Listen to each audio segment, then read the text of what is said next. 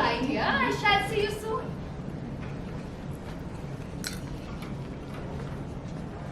Oh, Martha, I just got off the phone. It was Mortimer. He's planning to come over this evening with Elaine.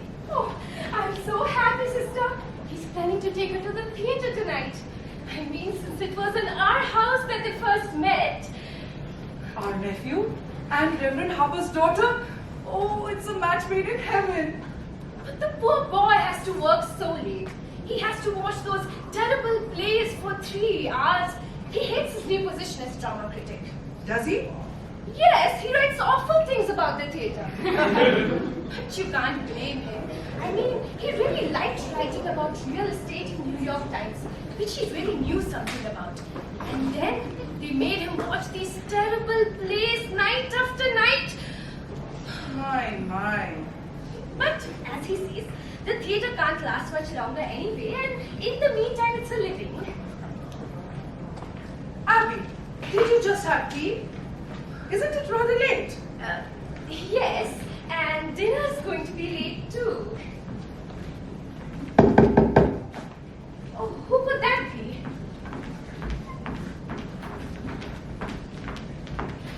Oh, Officer Brophy, come right in. Hello, Miss Brewster. How are you today? This is Officer O'Hara. How are you, Mr. O'Hara? Oh, very well, Miss Brewster. We're here for the toys for the Christmas fund. Oh, that is splendid work you made too, fixing up discarded toys so that the poor children can have a happier Christmas. Well, it gives us something to do when we have to sit around at the station. You see, you get bored playing cards. Then you start cleaning your gun. And the next thing you know, you shot someone in the foot. Watch out, buddy. How is Mrs. Brophy today?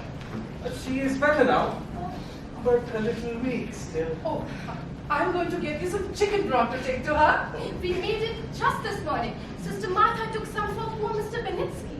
Oh. Yes, Mr. Benetsky, you know, he has broken so many bones. It is pretty serious, I'm afraid. The doctor was there. He said he's going to amputate tomorrow. Can we be present? No, I asked, and they said it was against the hospital rules and regulations. We will get you the broth. Please don't bother, Miss Brewster. You've done so much for her already. Oh, it's not a bother. Just be comfortable. Gee, we shouldn't go to all that trouble. Yeah, you're always doing something nice. And for nothing. You know, when I came to the neighborhood, my mother was really ill. And when she passed away, and even months before. Well, if I know anything about pure kindness and absolute generosity, it's because of the Brewster sisters. Oh. Joe, oh. Yeah, their father, Teddy's grandfather. Oh, I've heard he was crazy. Crazy like a fox. But he made $1 million. Really? Here in Brooklyn? Yeah, patent medicine. He was kind of a quack of some sorts. Old Surgeon Edwards remembers him. He used the house as a clinic. Tested these medicine out on people. Occasionally made mistakes too. The department didn't bother him much because he helped us with the autopsy sometimes. Especially the poison cases. Well, whatever he did, he sent his daughters for life. Yeah, thank God for that. It's not like they use anything on themselves. I'm well acquainted of their charities. I heard they don't even charge a fee for renting rooms. But you can bet that anybody who comes here looking for a room goes away with a good meal and probably a few dollars in their nips. Here's the broth, Mr. Brophy. Oh, that's so.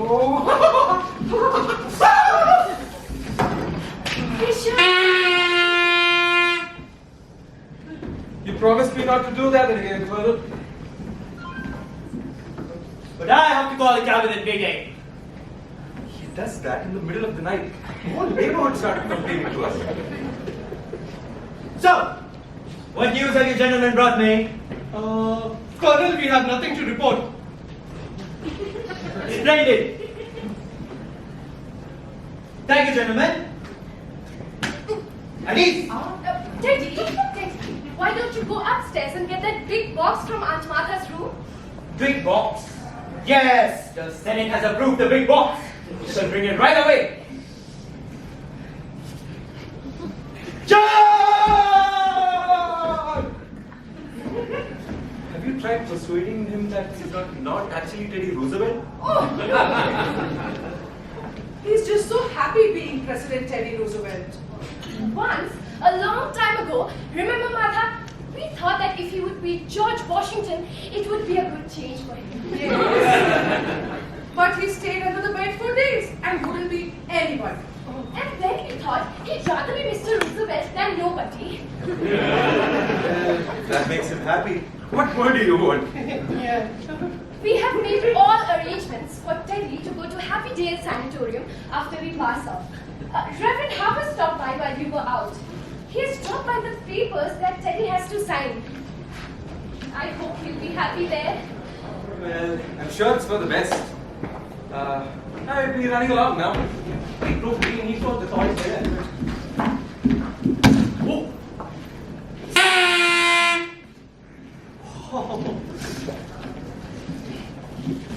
Oh, these are nice. The kids will really love it. Thank you so much again, Miss Brewster. I will run along now. Not at all. Goodbye. Good day, Brewster. Good day. Teddy, why don't you go down to Panama and dig another log for the canal?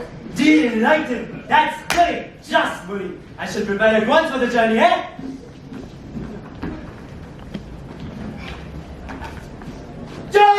John! Abby, while I was out, oh dear, I didn't know what to do. I didn't know when you'd be back. And then the Reverend came, and then the officers. But all by yourself. Oh, I got along fine. Oh, I'm going to go downstairs and check. Oh no, Martha!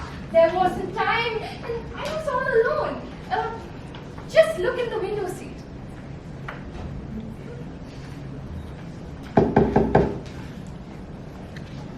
I'm good.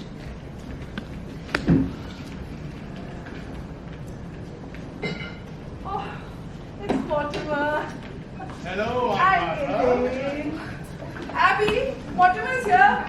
How are you, dear? I'm good, Abby, and how are you? Oh, You haven't changed much since yesterday? it was yesterday, wasn't it? We are seeing a great deal of you lately. Well, come, sit down. Just sit down.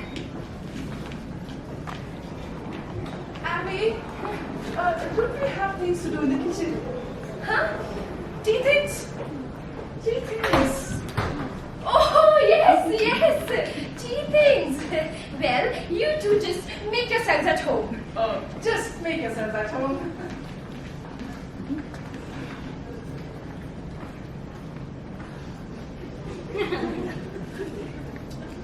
Can't you take a hint? No. That was a bit obvious. Lacked a sense of inventiveness, I should say. Oh, yes, that's exactly what you say. Where do you want to go for dinner? Oh, I don't care. I'm not very hungry. Suppose we wait until after the show then? That will make it pretty late, won't it? Oh, not with that little stink our watching tonight. Oh, you ought to be fair to these plays. Elaine, are these plays fair to me?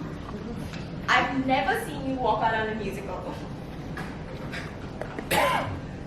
Elaine, honey, that musical isn't opening tonight. What? Oh, I was hoping it was a musical. Yes, tonight, Mike. You know, musicals have a humanizing effect on you. After a serious play, though, we join the proletariat in subway, and I have to listen to a lecture on the drama. But after a musical, oh, you bring me home in a taxi, and you make a few passes.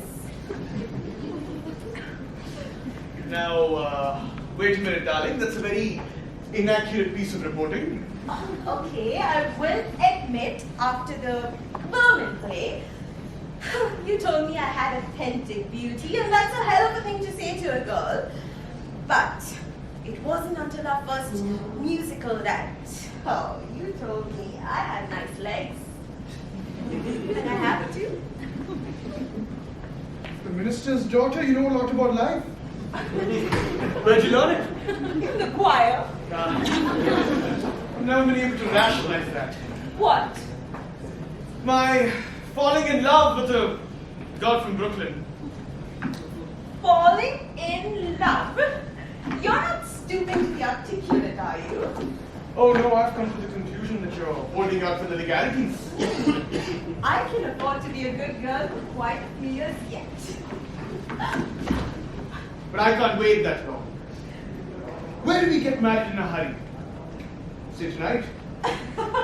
Tonight? I'm afraid Father's going to insist on officiating. Alright. But your father could make the marriage service on pedestrian. Are you by any chance writing a review of this too? Forgive me, darling, it's an occupational disease.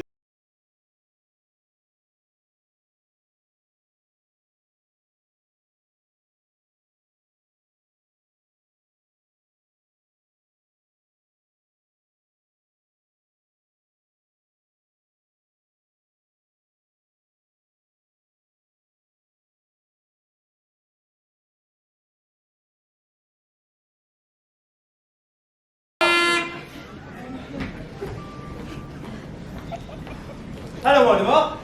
Hello, Mr. President, how are you? Ah, bully, thank you. Just bully. So, what news have you brought me? Just this, Mr. President, the whole country is squarely behind you. Yes, I know. Isn't it wonderful? Isn't it? Well, goodbye, Mortimer. Goodbye. Teddy, where are you off to? Panama. Panama is the cellar. He digs locks for the canal down there. You're so sweet with him, and he's so fond of you. Oh, he's always been my favorite brother. Favorite? There's more of you.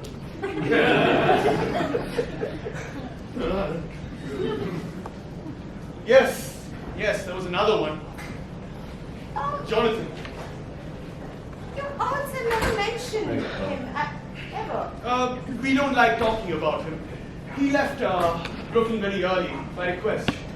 You know, he was the sort of person who used to cut rats and worms in two with his teeth. What became of him? I don't know. He wanted to become a surgeon like grandfather, but he would never join medical school and his little practice got him into trouble. Aren't you two going to be late for the theatre? Well, skipping dinner? We won't have to be there for another half an hour. And you, don't forget to tell your father not to wake up tonight. I'm going to run over and speak to him right away. I'll take this shortcut through the cemetery. You know, before I go out with you, he likes to pray over me a little. I wonder why. I'll be right back. Prayer isn't too long. I have time to leave you right beside Mr. Waters.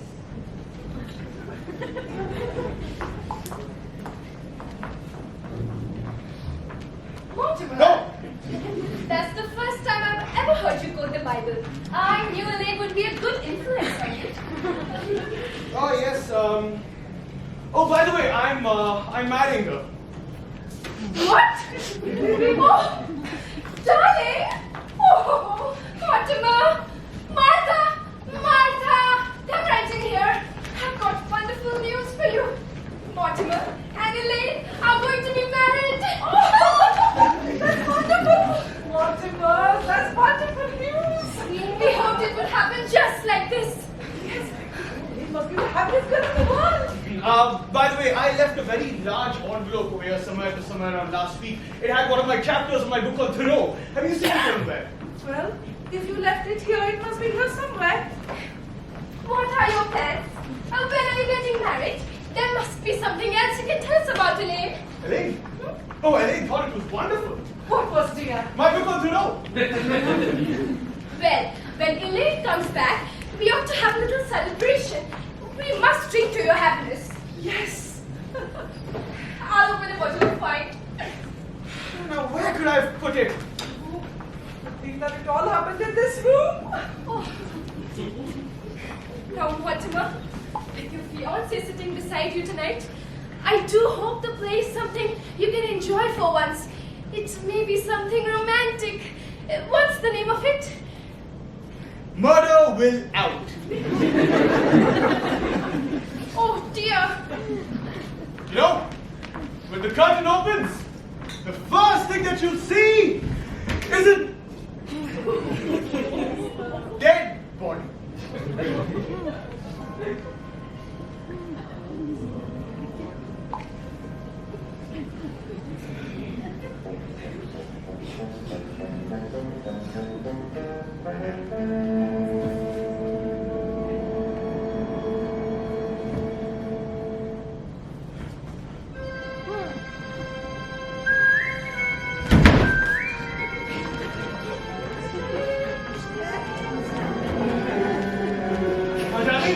Yes, dear?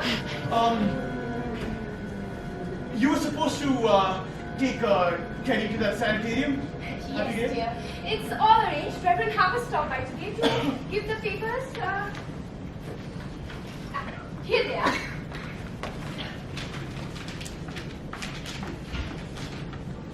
He's got to sign them right away. That's what Reverend Harper also thinks. Then there won't be any legal difficulties after we pass on. Teddy's got to go to Happy Day today. He's down there in the cellar. Get him out here. He goes right now. Oh, no, dear. That is not until after we are gone. Teddy goes to Happy Day today. Tonight! Why, Mortimer? How can you say such a thing? We are not going to be separated from Teddy for as long as we live. Right away, I tell you, right away! Now, Mortimer, why have you suddenly turned against Teddy, your own brother? Aunties, could you please sit down? My dear aunties, I'm frightfully sorry, but I'm afraid I have some terrible news for you. Now, in these sort of situations, we've got to keep our minds. You should know about it at some point of time, and it might as well be now.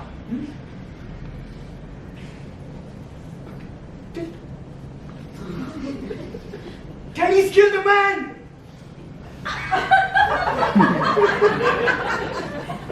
Oh, nonsense, dear.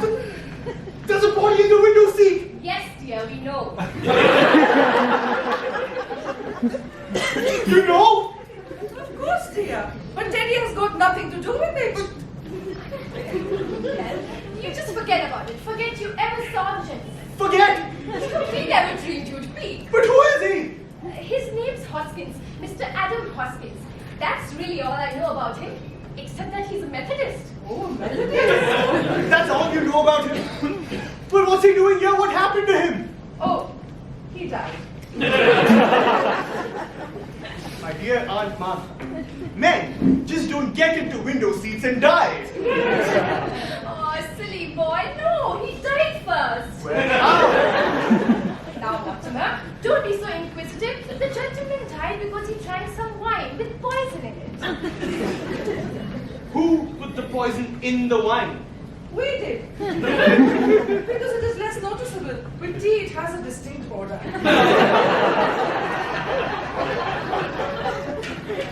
You put the poison in the wine? Yes, and I put Mr. Hoskins in the window seat because Reverend Harper was coming. So you knew what you'd done? You didn't want Dr. Harper to see the body? This is first degree. Well, not at tea. That would have been very nice. Now, Mortimer, you know the whole thing. Just forget about it. I do think I and Martha have the right to our own little secrets. And don't you go telling Elaine now. Oh, and while I was out, I ran into Mrs. Jones. She's feeling much better, but she wants us to take Junior again out sometime. Well, we must do that tomorrow or the day after. Yes, but this time we are going to go where we want to go. I'm not going to let Junior drag me into one of the scary pictures again.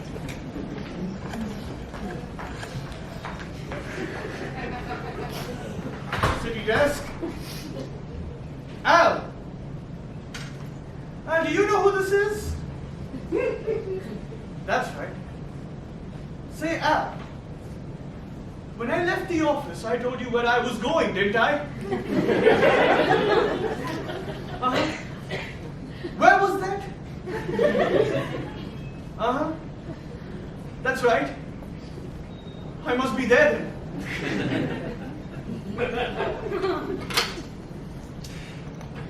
Aunt Abby, Aunt Martha. Oh, what am I going to do? What am I going to do? What am I going to do? What, dear? That! The body in the window seat! We know, Mr. Hoskins. I can't turn you over to the police. What am I going to do? Well, stop being so excited for once.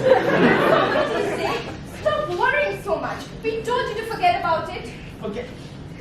My dear Aunt Abby, can't I make you realize that something has to be done? No, Mortimer, you're too old to behave like this. Stop flying off the handle. But Mr. Hotkiss! Hoskins, dear. Whatever his name is, you can't just leave him here. Oh, we don't intend to, dear. Yes, Daddy is digging the grave in the cellar. You plan to bury Mr. Hotkiss in the cellar? Of course. That is what we did with the others. You can't bury Mr. Hotkiss in... Others? Others! The other gentleman?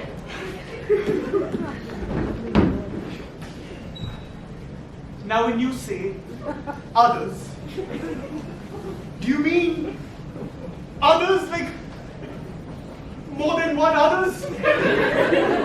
Yes. I think this is 11.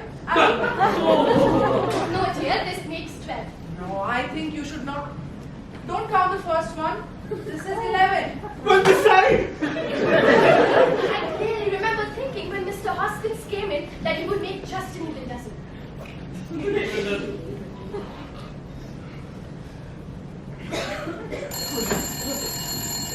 Hold that.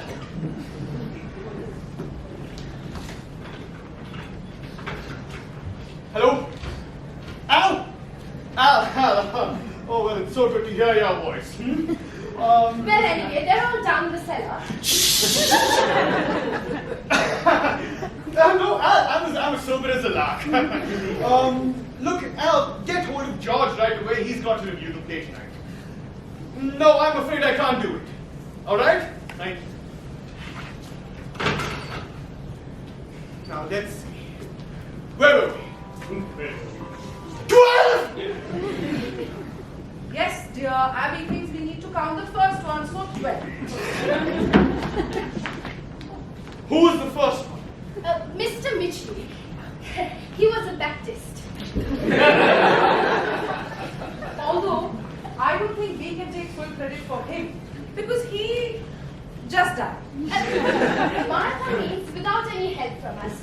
You see, Mr. Mitchley came in here looking for a room. Oh, it was just after you moved to New York. And it didn't seem right for that lovely room to be going to waste when so many people needed it. You know, he was so old and so lonely. All his kith and kin were dead.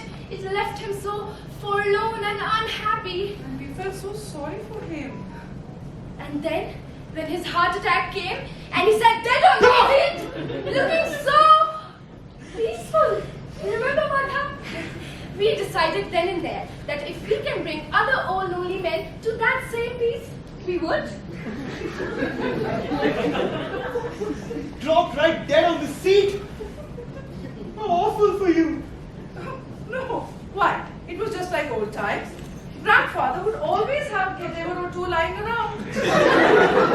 And Teddy had been digging in the Panama.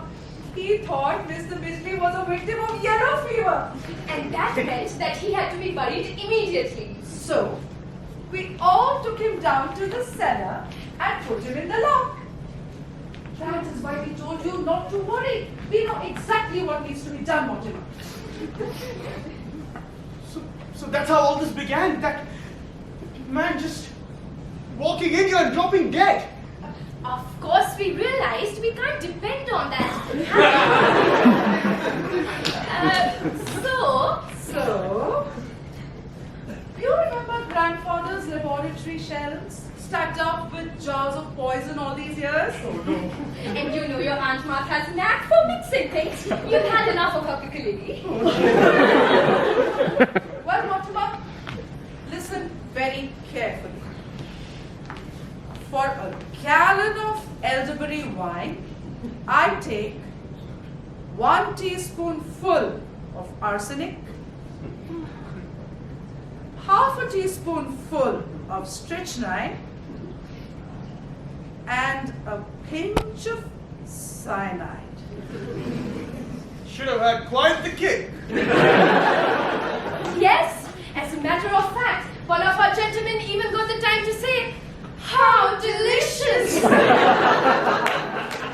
Oh, I really need to start things in the kitchen now. I wish you could stay for dinner. I am trying a new recipe. Well, I feel so much better now. Oh, you have to wait for Elaine, don't you? How happy you must be. Well, I'll leave you alone with your thoughts.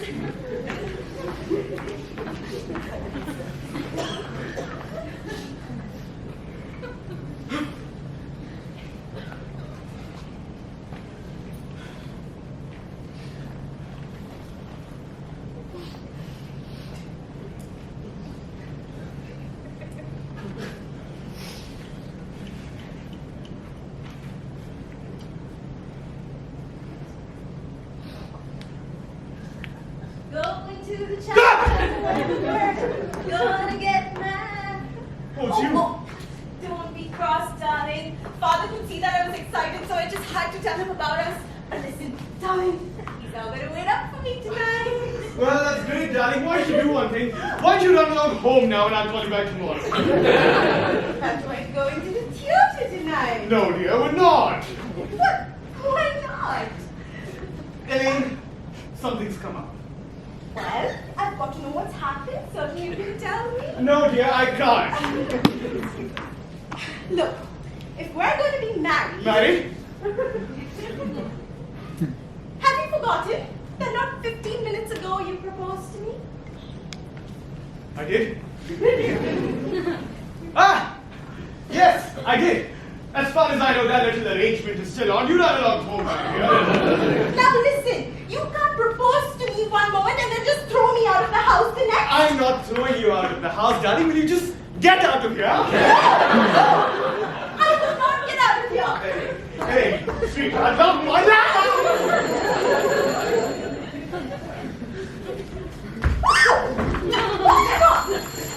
Hello? Al!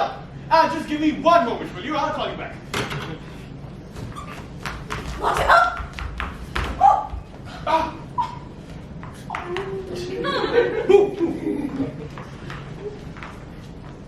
When we're married, if we're married, I'm going to write a review of you.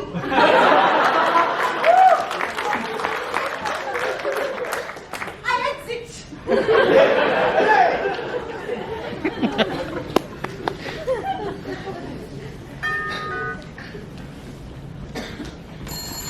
Hello? Hello? Hello? Al! Al, can you hear me? Hello? The doorbell, dear, not the telephone.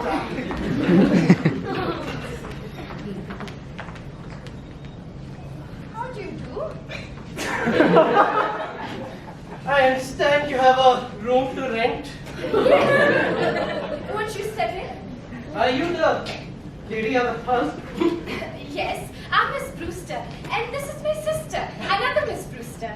My name is Gibbs. How do you do? Won't you sit down? I'm sorry, we were just setting up the table for dinner. City desk? Hello? Let me talk to Al. City desk! Al! What? Oh, I'm sorry, wrong number. May I see the room? Oh, but why don't you sit down first and let's get acquainted?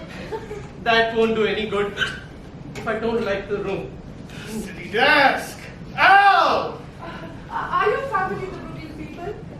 Haven't got any family. All alone in the world. Yes. Well, Martha, you've come to just the right house. Do sit down, do sit down. Hello? Al? Al, we got cut off. Look, get hold of George right away. As I told you, I can't do the play tonight. No, that's all there is to it. I can't. What church do you go to? There was an Episcopal church practically next door. I'm a Presbyterian. I mean, I used to be. What's George doing in Bermuda? I would really like to see the room now. It's upstairs, but won't you try a glass of our elderberry wine before we start up? Elderberry wine? I haven't tasted elderberry wine since I was a boy. No, Al. I'm not drinking, but I'm certainly about to. Oh, do you serve meals? We might, but first just see whether you like our wine. Mortimer! Mortimer! What? Not that.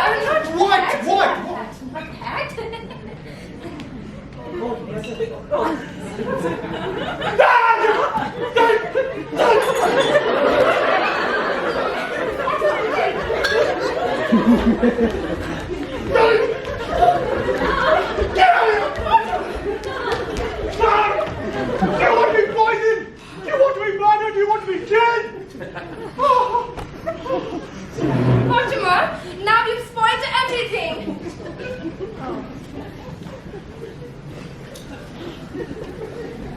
My dear aunt, I don't know how to explain this to you, but not only is this against the law, it's wrong. It's just plain wrong. People wouldn't understand. He wouldn't understand. Abby, we should not have told Mortimer. What I'm trying to say is, well, this has turned into a very bad habit. Bad IPs. Bad. Now, Mortimer, we don't interfere in the things you like to do. I don't see why you should interfere with us. Look, I've got to go to the theatre. But before I go, could you just promise me one thing? We would have to know what it is first. Come. Sorry. Listen, I love you. I love you very much, and I know you love me. You know I'd do anything in the world for you, and I just want you to do this one little thing for me. Just one little thing. What do you want us to do? Don't do anything. Don't do anything. Just stay here. Don't let anyone else in this house, and leave Mr. Hoskins right where he is. But why? I need some time to think.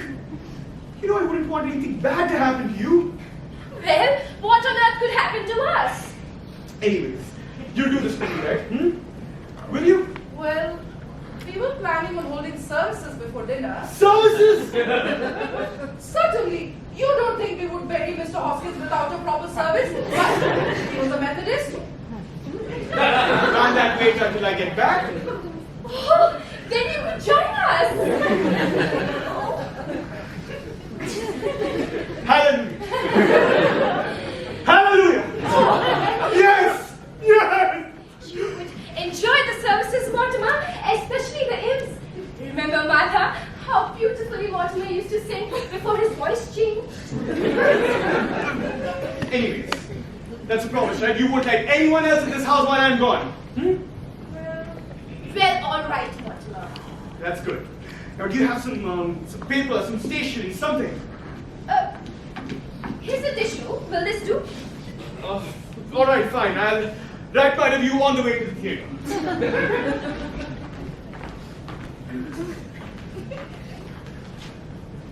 Mortimer didn't quite seem like himself today. That's only natural. I think I know why. Why? Well, he's engaged to be married. I suppose that always makes a man nervous. Abby, if Mortimer is coming back for the services, we are going to need another hymnal. I have one in my room. I will bring it. You know, dear, it's really my turn to lead the services. But since you weren't here when Mr. Hoskins came in, I want you to do it. That is really sweet. Are you sure you want me to? It's only fair. In that case, I will wear my black bombazine and mother's old brooch. I see. Abby. We Mortimer not to let anyone in. Oh, who do you suppose it is? I will go check.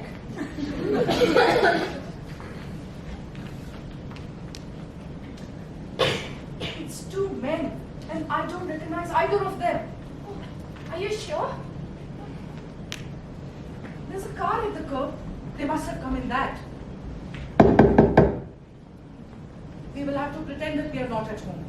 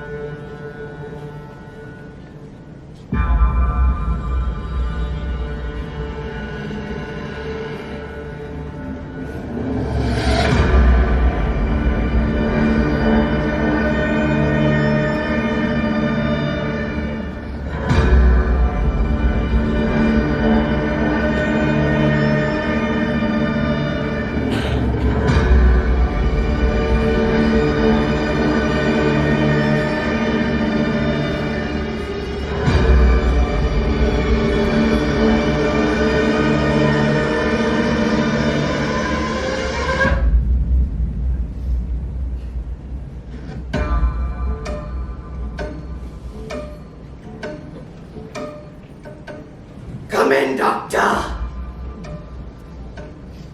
This is the home of my youth. As a boy, I couldn't wait to escape from this place. But now, I'm glad to escape back into it. Yeah, Johnny, it's a fine hideout. The family must still live here. There's something so unmistakably Brewster about the Brewsters. I hope there's a fatted calf awaiting the return of the prodigal. Yeah, I'm hungry. Look, Johnny, drinks! As though we were expected. A good omen.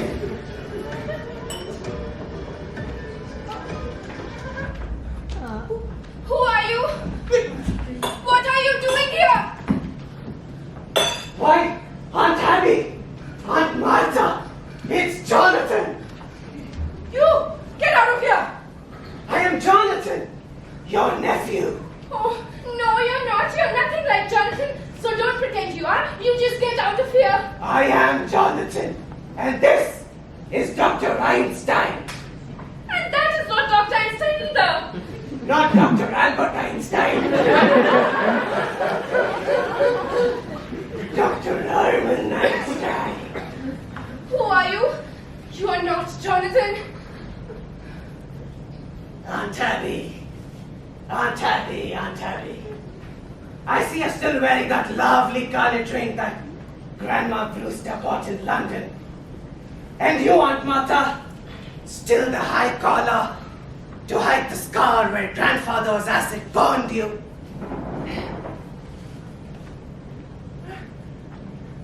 His voice does sound like Jonathan's. Have you been in an accident? No! My face. Dr. Einstein is responsible for that. He's a plastic surgeon. He changes people's faces. I've seen that face somewhere. Abby, doesn't he look like Frankenstein? Easy, Johnny, easy. Ladies, in the last 5 years, I gave Johnny 3 new faces. I gave him a new one right away. The last one, I remember seeing that movie Frankenstein 2. Just before I operated, I was a little intoxicated. You see, Doctor? You see what you have done to me? Even my own family doesn't recognize me. Easy, Johnny, easy. This is your house, your home. So many times he tells me about the arts he loves so much. They know it's you, Johnny. You know it's Jonathan. Go on, tell him so. Well, Jonathan, it's been a long time. Where have you been all these years? Yeah, Yes, Jonathan? Where have you been?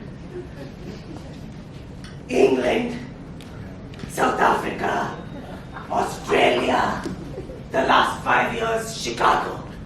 Dr. Einstein and I were in business there together. It's good to be back in Brooklyn again. And you, Aunt Abby, Martha, you don't look a day older. Just as I remembered you. Sweet, charming, hospitable. And dear Teddy, did he get into politics? My little brother, Doctor, he was determined to become president. Oh, Teddy's fine, just fine. And Mortimer as well too. I know all about Mortimer.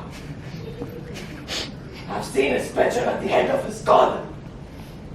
He's evidently fulfilled all his promise of early, nasty nature. We are very fond of Mortimer. Well, Jonathan, it was very nice to see you. Bless you, Aunt Martha. It's good to be home again. Well, Martha, we mustn't let what's on the stove boil over. Well, if you will excuse us, you must be in a hurry to go somewhere.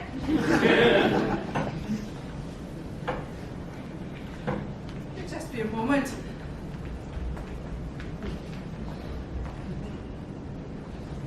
Johnny, what do we do now? The police have pictures of that face.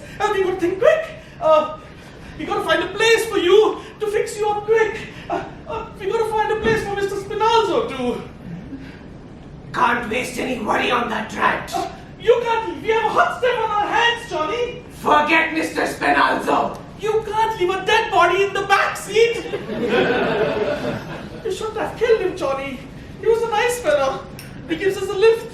And then what?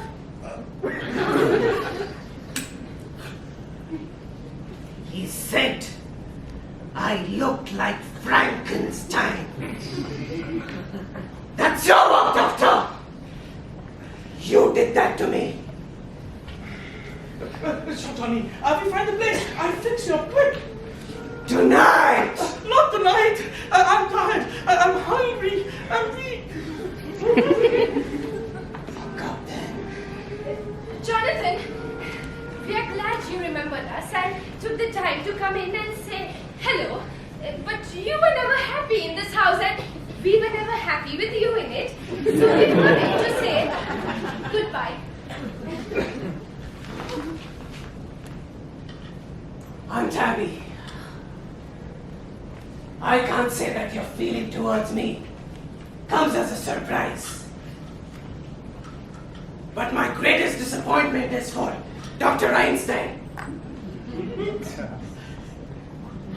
You see, I promised him that no matter how rushed we were in passing through Brooklyn, I'd bring him home to one of Aunt Martha's home-cooked dinners. Well, that's the least we can do. Thank you, Aunt Martha. We'll stay for dinner. Well, Jonathan, if you want to freshen up, why don't you go to the washroom in Grandfather's old laboratory? Is that still there? Oh, yes, just as he left it. I'll go help Martha, since we're all in a hurry. Grandfather's laboratory. Upstairs. Just as it was. Doctor, a perfect operating room. Too bad we can't use it. After you're finished with me, why you can make a fortune here. The laboratory. That large ward in the attic. 10 beds, Doctor. And Brooklyn is crying for your talents. Easy, Johnny. Don't work yourself up so much. Anyway, Brooklyn has too many hospitals. Oh, you don't know this town, Doctor. Practically everybody in Brooklyn needs a new face. Easy, Johnny. Your aunts, they don't want us here. Well, we're here for dinner, aren't we? And after dinner, what? Leave it to me. I'll handle it. Why this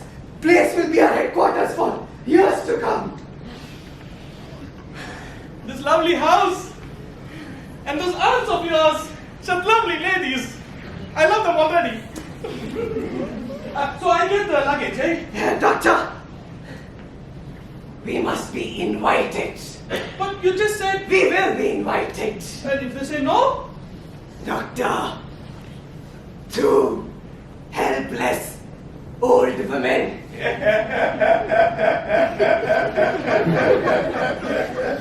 Life comes through a beautiful dream.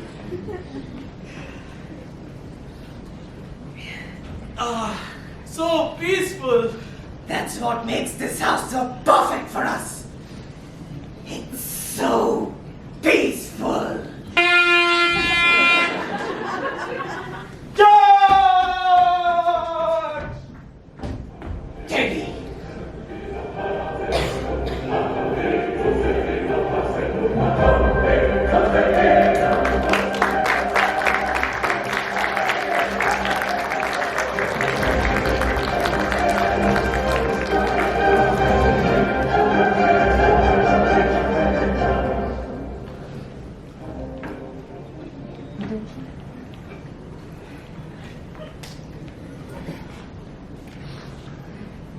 Well, I know you both want to get to wherever you're going.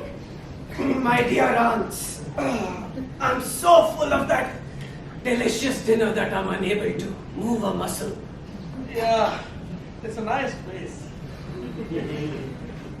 After all, it is very late. I found it. What did you find, Teddy? The story of my life. My biography. General! Here's the picture I was telling you about. Here we are, the both of us. President Roosevelt and General Goethals at Calibra Cut. It's me, General, and that's you. Me? My, how I've changed. General, we will both go to Panama and inspect the new law. No, Teddy, not to Panama. We don't go to Panama now. Panama's a long way off. Nonsense, it's just down in the cellar. The cellar? We let you dig there sometimes. Teddy, I think it's time you went to bed. I beg your pardon. Who are you? I'm Abraham Lincoln. Go to bed. No. You're not Abraham. Although, you look like someone I might meet in the jungle. It's your brother Jonathan, dear. Oh, so that's it. All right, Mr. President. We go to Panama. Bully! Follow me, General! General! Come on, General. Yes. Chop! It's down south! Mon voyage. Aunt Abby, I must correct your misapprehension. You spoke of our hotel. We have the hotel. There's a fine hotel just 3 blocks down the road. Aunt Abby, this is my house. But Jonathan, you can't stay here. We need the rooms. You need them? Yes, for our lodgers. Are there lodgers in this house? Not at the moment, but we plan on having some. Then my old room is still free. But there's no place for Dr. Einstein. Dr. Einstein will share the room with me. No, Jonathan, I'm afraid you can't stay here.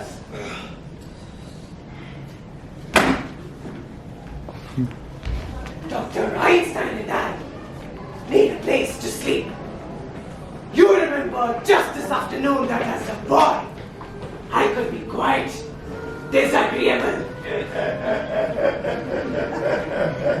It wouldn't be very pleasant for any of us if I were to get angry. Perhaps we can let them stay here tonight. Well, just for tonight, Jonathan. That's settled. Now get my room ready.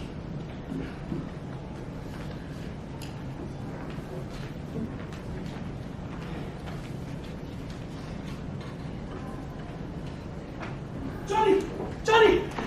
Down in the cellar! Dr. Einstein, my aunts have agreed to let us live with them. You fixed it! Well, they're sleeping here tonight. get our room ready immediately. Well, for tonight.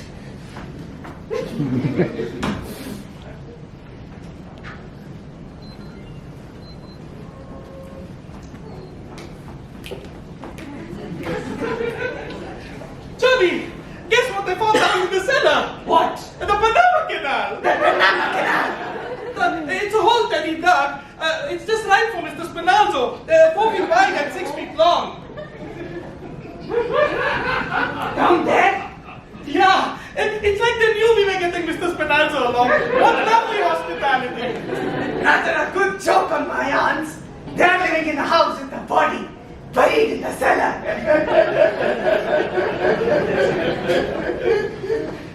So how did we get them in? Yes, we can't just walk in through the door.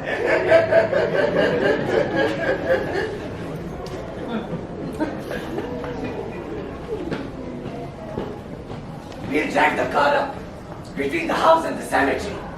Then when they've gone to bed, we'll bring Mr. Spinalzo in through the window. Bed? Just think. You've got the bed for tonight. Easy, doctor. Remember, you're operating on me tomorrow. And this time, you'd better be sober. Don't worry, Johnny. I'll fix you beautiful. And if you don't, Jonathan, your room is ready. then you can go to bed. You're moving the car up behind the house. Oh, it can stay where it is until morning. I don't want to leave it on the street. That might be against the law. Abby, what are we going to do? Well, we are not going to let them stay in this house for more than one night. What are we going to do about Mr. Hoskins? Oh, Mr. Hoskins. Oh, he must be so uncomfortable in there. He's been so patient, that poor dear. Well, Teddy must get him downstairs right away. Abby, I'm not going to call Jonathan for the services. Oh, no, we'll wait for them to go to bed and then come down and help them. General Gothels was very pleased. He says the canal is just the right size. Oh, Teddy, good news for you. There's been another yellow fever victim. Dear me! This will be a shock to the general. Oh, then we mustn't tell him. But it's his department. We have to tell him. No, we mustn't tell to him. It will just spoil his visit. I'm sorry, Aunt Abby. He'll have to be told. Army regulations, you know. No, Teddy, we must keep it a secret. Yes. A secret? You mean a state secret? Yes, a state secret. Promise. You have the word of the President of the United States. Cross my heart and hope to die. Now let's see. How are we going to keep it a secret? Well, Teddy, you go back down to Panama, and when I turn out the lights, when it's all dark, you come back up and take the poor man down to the canal. We will Now hold go services. along, Teddy. We will hold services after that. Where is the poor devil? At the window seat. Oh, dear me, it seems to be spreading. We've never had yellow fever there before. I must get to work immediately. Well, Martha, when Jonathan and Dr. Einstein come back, let's try to get them to bed right away. Yes. And by the time they're asleep, we will get time to get dressed for the funeral. Abby! I have not yet seen Mr. Hoskins. Oh my goodness, that's right. You were out. Well, come here and take a look. He's really very nice looking, considering he's a Methodist.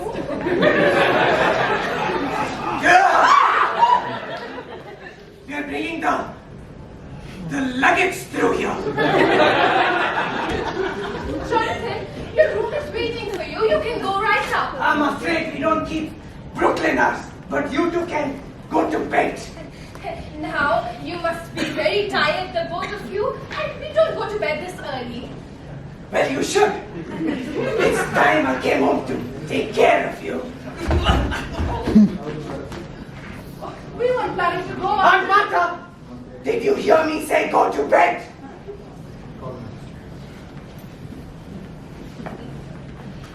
The instrument box can go to the laboratory in the morning. Now then, We're all going to bed. I'll read for you and then turn out the lights. Run along, Aunt Martha. On a flight, Doctor. Now, Aunt Abby, I'll be right up. turn off the lights.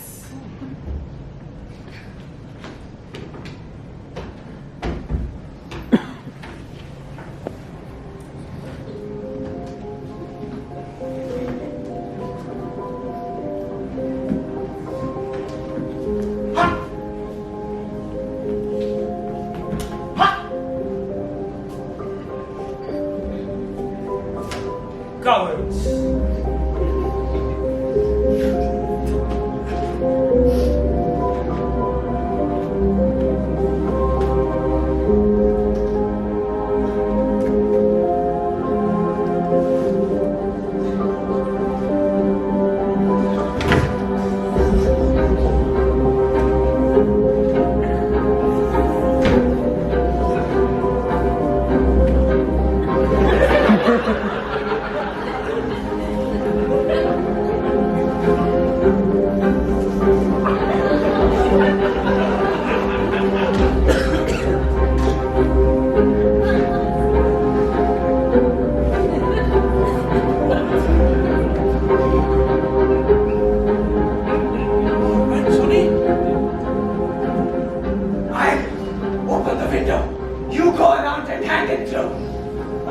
No, he's too heavy for me. You go around the back and push. I stay here and pull. And together, we take him down to Panama. All right. I'll take a look around outside the house. When I tap on the window, open it. Just be careful of the furniture.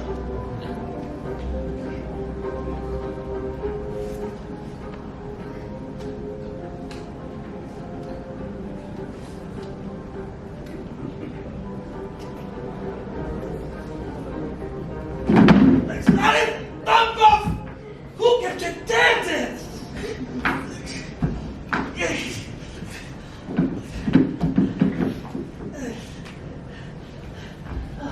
Okay, let me see now.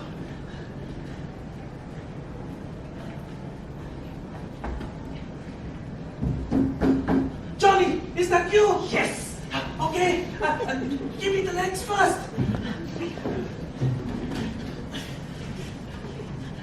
Okay, let me get the hold of him. Wait. All right. Wait.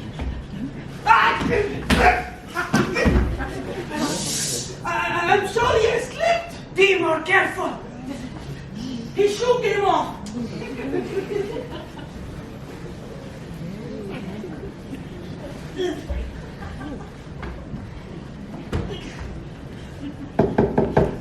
Johnny, there's a knock on the door.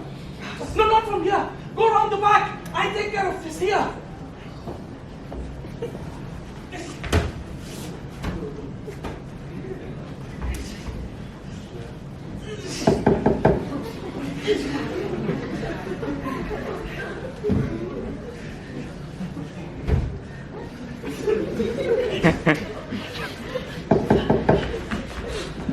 Miss Abby? Miss Martha? Miss Abby? Miss Martha? Who is it? Teddy? Is that you? Who are you? Who are you? I'm the lady. I live across the cemetery. Then what are you doing here? I came over to see Miss Abby and Miss Martha. Turn on the lights, Doctor.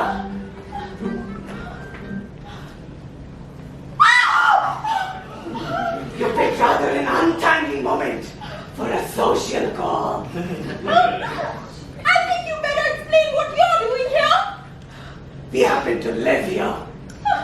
No, I'm in this house almost every day and I've never seen you here. What have you done to them? Perhaps we better introduce ourselves, Doctor. This is Dr. Einstein, a surgeon of great distinction and something of a magician. And I suppose going to tell me you're Frankenstein or something.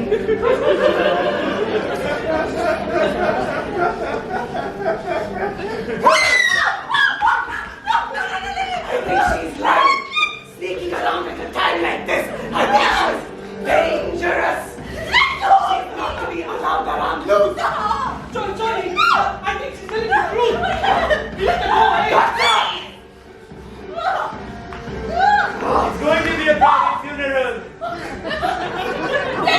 Teddy, tell these men who I am, please.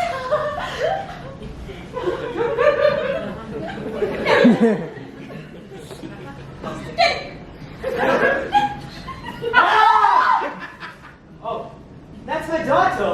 Alice, you naughty girl. Handkerchief! To the cellar! What's the matter? What's happening down here? What is the matter? What is the matter? What are you doing? We caught a burglar, a sneak thief. Go back to your room. We'll call the police. We'll call the police. We'll handle it. Go back to your room. Do you hear me?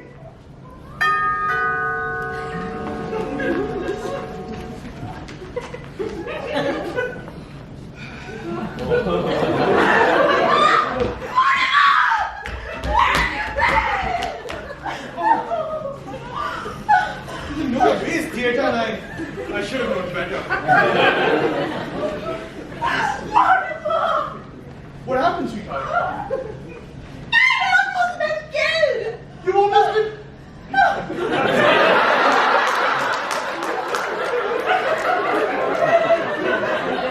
Aunt Abby, Aunt Martha. Huh? No, it was Jonathan. He mistook her for a sneak thief. Yes, it's your brother Jonathan, dear. And that is Dr. Einstein. You know, this isn't a nightmare, but what is this? I've come back home, brother. Who did you say this was? It's your brother Jonathan, dear. He's had his face changed. Dr. Einstein performed the operation. Jonathan! My God, you went over the horror, but you have to look like one. Well now, Mortimer.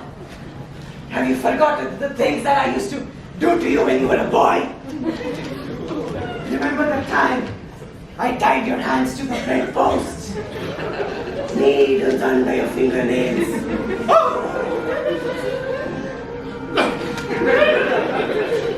My God, it is Jonathan. Yes, I remember you.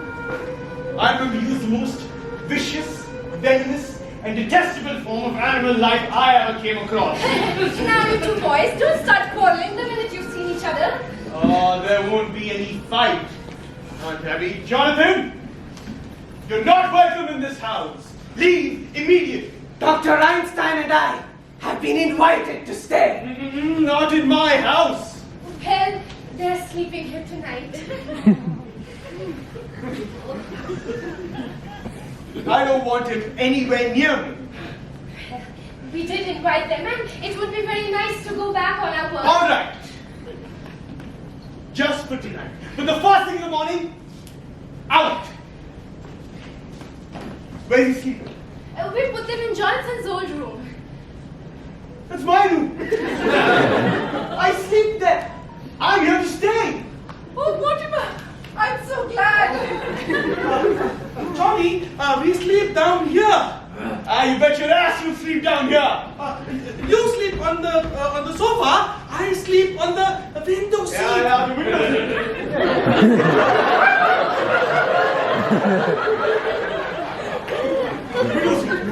No!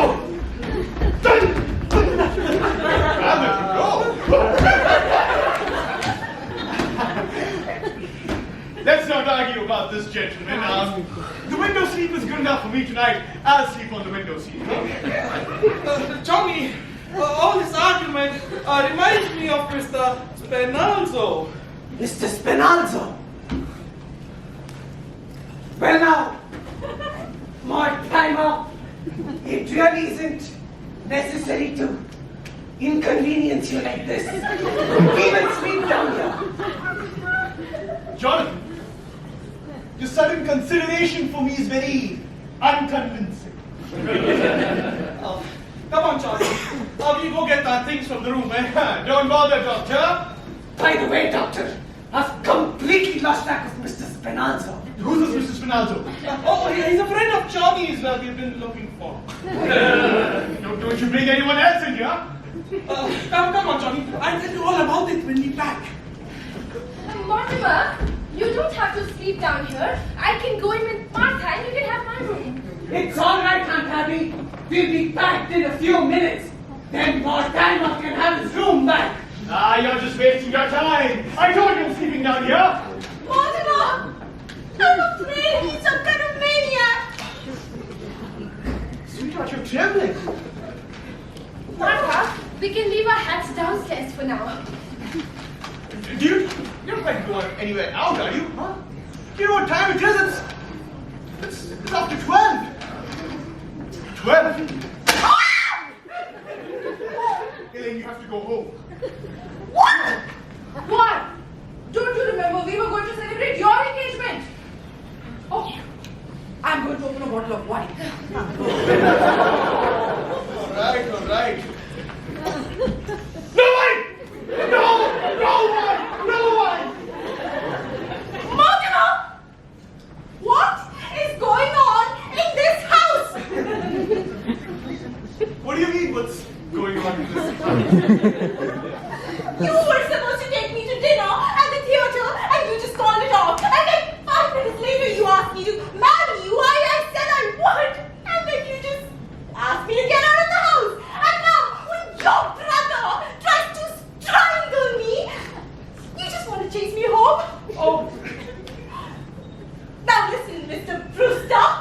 Before I just go home, I want to know where I stand. Do you love me? sweetheart, I love you. I love you very much. In fact, I love you so much that I can't marry you. Have you suddenly gone insane? I don't know, but it's just a matter of time. Oh, sweetheart, one please. You know, Elaine, insanity runs in our family. It practically gallops. No, wait a minute. You have got to do better than this. I'm trying. I mean, there's a strange taint in the Brewster blood. Oh, come on. Just because Teddy is a little... No, not just Teddy, the whole lot of them. Everyone. Take my grandfather, for instance. He used his patent medicines on dead people just to make sure he wouldn't kill them. And then this Jonathan, I mean, you said it yourself. He tried to kill you. And then there's a poor Teddy. Oh, no Brewster should ever marry. No. Darling, all this doesn't prove you're insane. Okay, take a look at yours. They're Brewsters, aren't they? And they're the silliest, sweetest people that I've ever met. Darling, even they have their peculiarities. Oh, I know, but what lovely peculiarities, you know, kindness, generosity, human empathy. There's another one! Mortimer, there's plenty of other qualities. You cannot tell me anything about your heart. I'm not planning to either. This is Elaine. If you want to come up, you have to leave. From where? We're alone here. I don't know how to explain it to you, darling, but just take it to the fact that I'm a mad Brewster.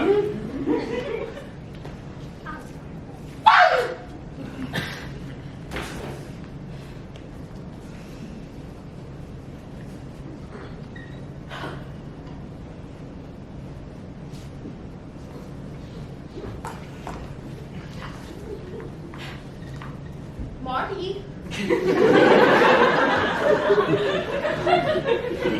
Won't you at least kiss me goodnight?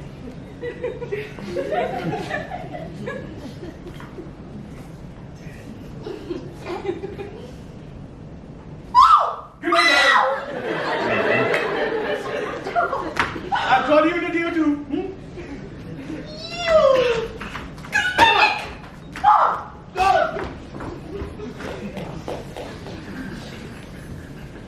Aunt Abby, Aunt Martha, You'll be in a minute, dear.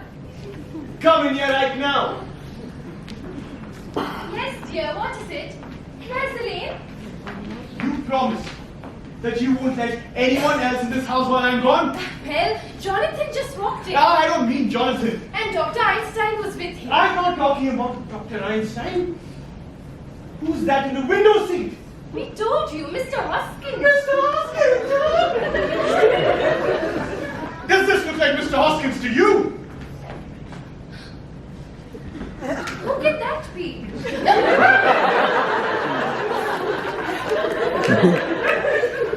Are you trying to tell me you've never seen this man before?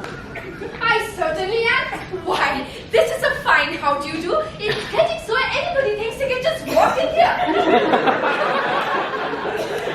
Now, Aunt Abby, don't you try to get out of this. This has to be another one of your gentlemen.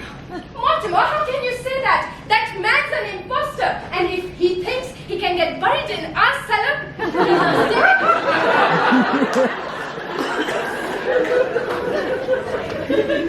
My dear Aunt Abby, you were the one who told me that you put Mr. Hoskins in the window seat. yes, I did. Well, this man couldn't have just got the idea from Mr. Hoskins, right? By the way, where is Mr. Hoskins? He must have gone down to Panama. No, not yet. He's been waiting patiently, the poor dear. We haven't had a minute. What with Jonathan walking in and... Oh, I always wanted to hold a double funeral, you know. But I'm not reading services over a total stranger. A total... My dear Aunt Abby, there are 12 dead men in the cellar and you admit to have poisoned them. Yes, I did. But you don't think I'd stoop to telling a fib? Oh, Martha! Martha! Aunt Abby. Martha! Aunt Abby, One listen. timer! I'd like to have a word with you.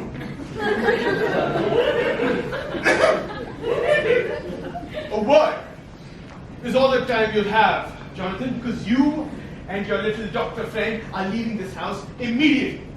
My dear Mortimer, just because you've graduated from the back fence to the typewriter, don't think you've grown up. I'm staying and you are leaving. And I mean now. If you think I can be frightened, if you think there's anything I fear, I've lived a strange life, Mortimer. But it's taught me one thing, to not be afraid of anything.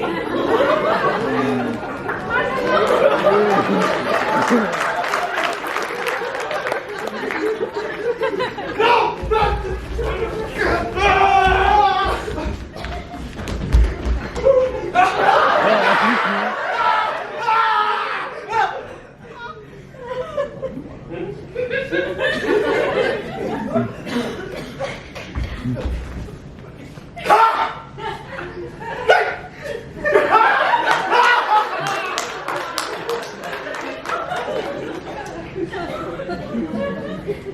Jonathan, why don't you tell Aunt Martha was in the window seat, My dear Aunt Abby, I owe you an apology. In fact, I have some very good news for you. Jonathan's leaving. He's leaving, and he's taking Dr. Einstein and his cold companion out of this house. Jonathan! You're my brother. Oh man, are you a Bruce? I'm going to give you this one last chance to leave this house and take all the evidence with you. Now you can't ask for more than that. Oh. So that's how it's going to be. All right. Looks like I'm going to have to call the police. Don't reach for a telephone. Watch me. Are you still giving me threats? After seeing what's happened to Mr. Spinalzo? Mr. Spinalzo! I knew he was a foreigner. What happened to Mr. Spinalzo can happen to you too.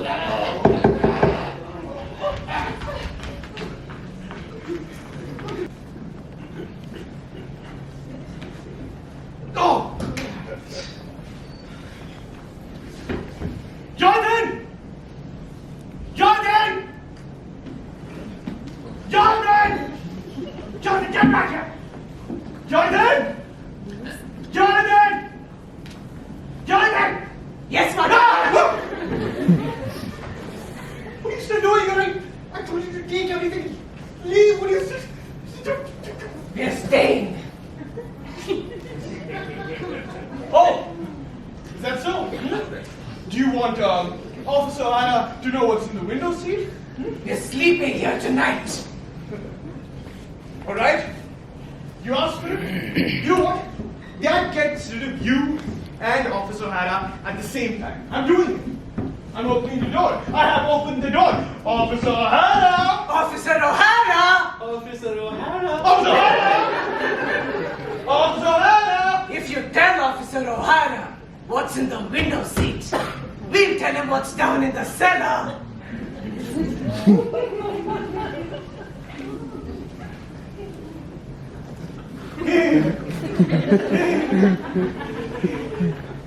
The cellar? There's an elderly gentleman down there. Who seems to be very dead. What were you doing in the cellar? What's he doing down in the cellar? Oh, they are very fine, Miss Brewster. Thank you very much. Can I have one more? Now what are you going to tell Officer O'Hara? Say, Mr. Brewster, your aunt's like the opening act and they want to hear the rest of the call. Shall I get them in here? No. Officer Hannah, you have to leave, right? You have to ring in. The hell with ringing in. I'm going to call your aunts and we're going to tell you the whole plot. No, Officer Hannah, not here. Not these people. We can talk about it some other place later, huh? Why don't the two of you go down to the cellar? What? That sounds a good idea. Oh, okay. No. We'll go to Kelly's. We can go to Kelly's and you can bring in on the way. That will take a couple of minutes, but sure. I'll wait for you at Kelly's then. Oh, this is going to be great. I will see you sometime, huh?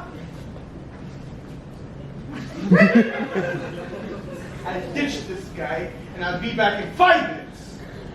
I expect the lot of you to be gone.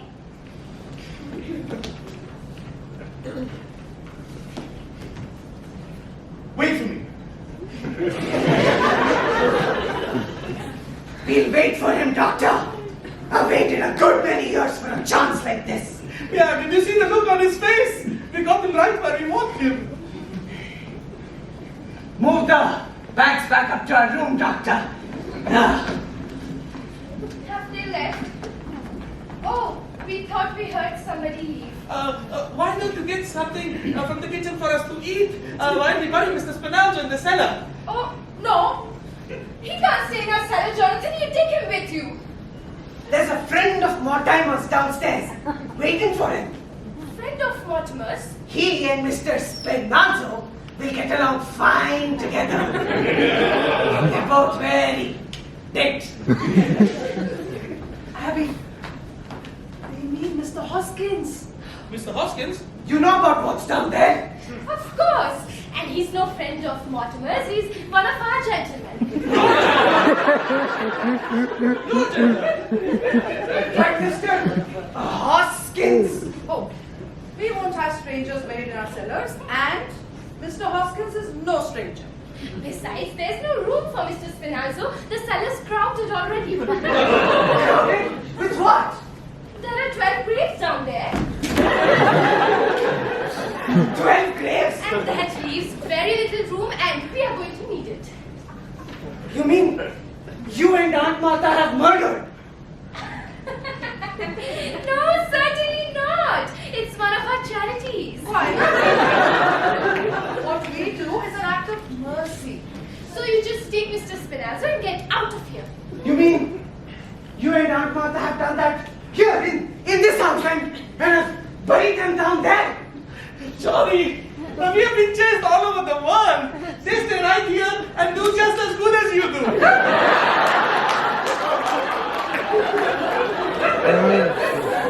What? They've got 12, you've got 12. I've got 13. No, Johnny, 12. 13. 13. There's Mr. Spinalzo. Then the first one in London. 2 in Johannesburg. 1 in Melbourne. 1 in Sydney. 2 in San Francisco. And the time in Phoenix, Arizona. Phoenix? The filling station. And the 3 in Chicago. And the time in South Bend. That makes 13. No, Johnny. The one in South Bend don't count. He died of pneumonia. He wouldn't have got pneumonia if I hadn't shot him. No, Johnny. He died of pneumonia. He don't count. He counts with me. I said 13. No, Johnny. The aunts have 12 and you have 12. They are just as good as you are.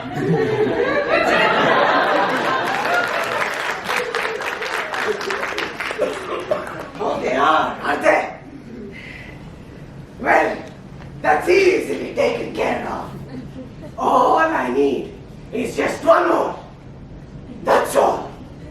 Just one more.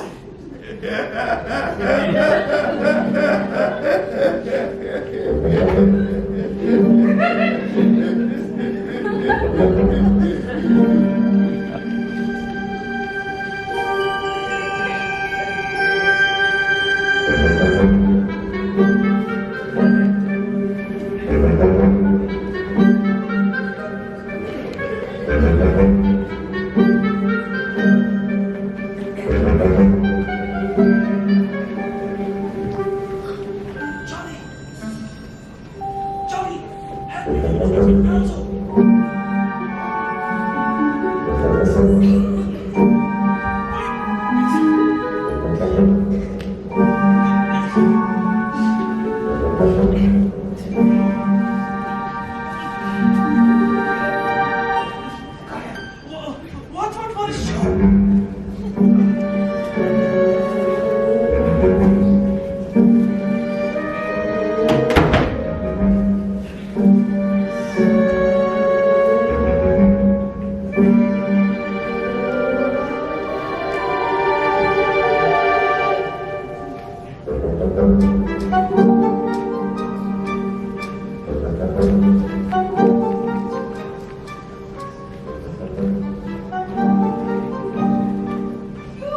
Stop doing that! This is our house and this is our cellar, and you can't do that! Ladies, please, go upstairs where you belong. Aunt Abby! Arthur! Go back upstairs to your room! No, it is no use what you're doing. It will simply have to be undone. I tell you, we won't have it! You better stop right now! All right. All right. You will see whose house this is. I'm warning you, you better stop! Oh, hasn't Mortimer come back yet? No. Oh, it's a terrible thing to do, to marry a good Methodist with a foreigner. I am not going to have her cellar desecrated. And we promised Mr. Hoskins a full Christian funeral. Where do you suppose Mortimer went? All right, we're steady. Mortimer, where have you been? We spoke to you an hour ago. I've been over to Dr. Gilchrist. I got his signature on Teddy's commitment papers. Mortimer, what is the matter with you? Running around getting papers signed at a time like this? Do you know what Jonathan is doing? He's putting Mr. Hoskins and Mr. Spinazzo in together.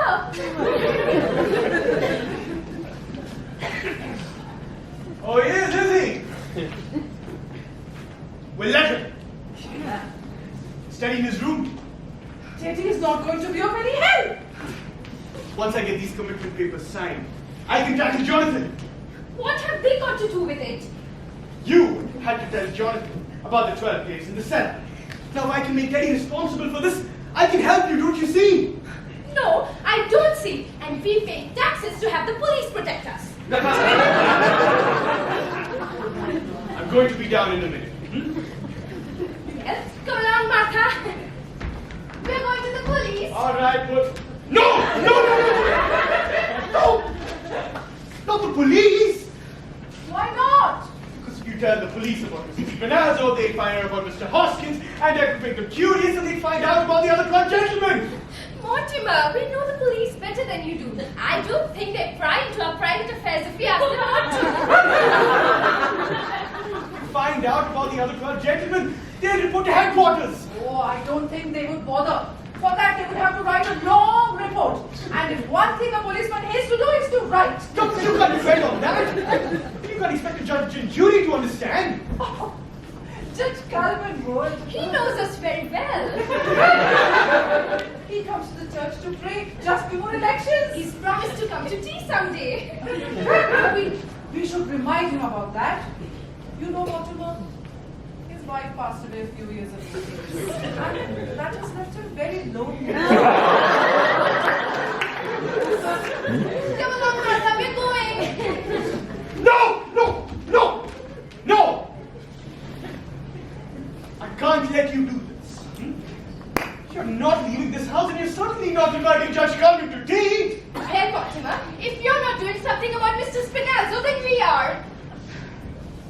I am going to do something about it. All right? Now, we're going to have to call the police at some point of time, but when we do, I just want to be ready for it. Can you please get Jonathan out of this house? And Mr. Spinazzo, too. Please let me do this my own way!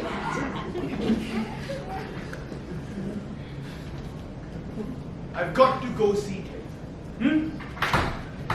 If they're not out of this house by tomorrow, Mortimer, then we are going to the police. They will be out of this house, I promise you. You just go to bed, will you? And for God's sakes, get out of those clothes! Look at those nuns from Conjuring.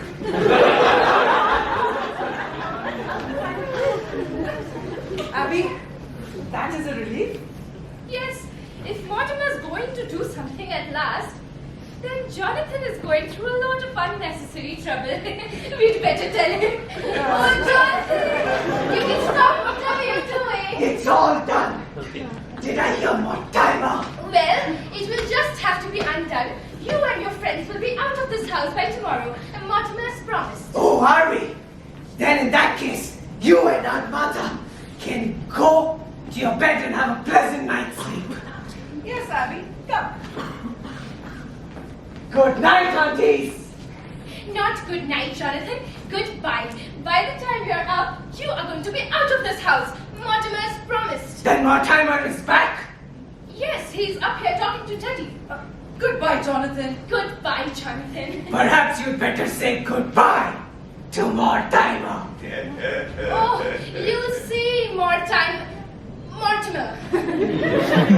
Yes, I'll see Mortimer.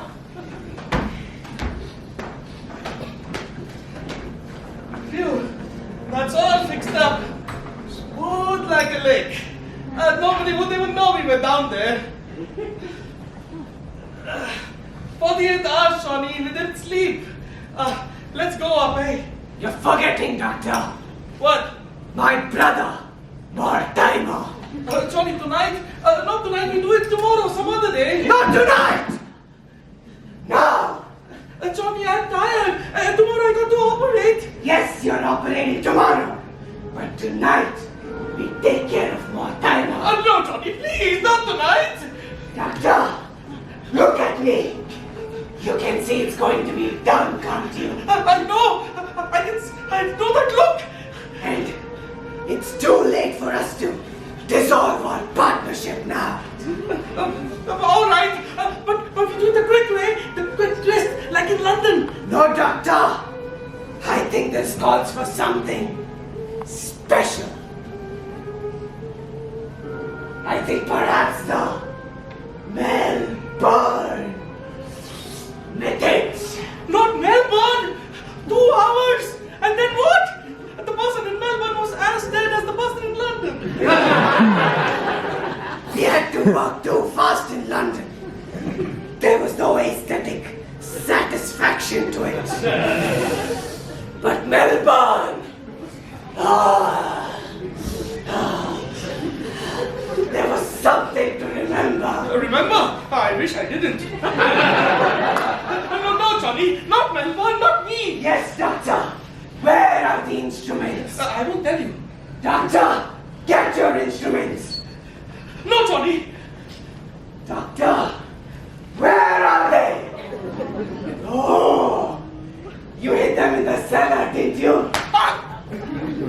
I'll get them, Doctor. I'll get them. No.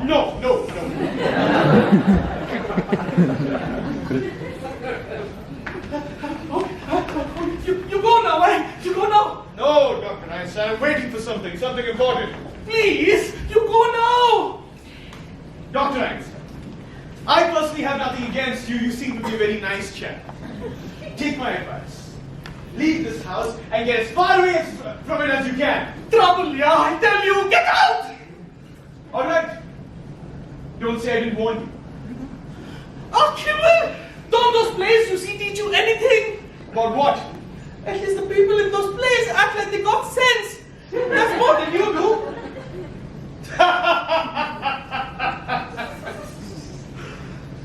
That's what you think, do you? You think people in plays act intelligently? I wish you had to sit through some of the ones I had to sit through. Take the little opus I saw tonight, for instance. Now, in this play, there's a man. He's supposed to be very bright. He knows he's in a house full of murderers. He's been advised to leave the house. He's been warned. But does he go? Does he go? No. Now I ask you this, Doctor. Is that something an intelligent man would do? You're asking me? I mean, he didn't even have the sense to be frightened or to be on guard. For instance, the murderer invites him to take a seat. Oh, you mean sit down? You know what? I think that was in there too. And what did he do? What did he do? He sat down. Now, mind you, Doctor, this man is supposed to be very bright. But there he sits, just waiting to be trusted. Come in. And what do you think they used to tie him up with? What? The curtain cord? The curtain cord. The curtain cord!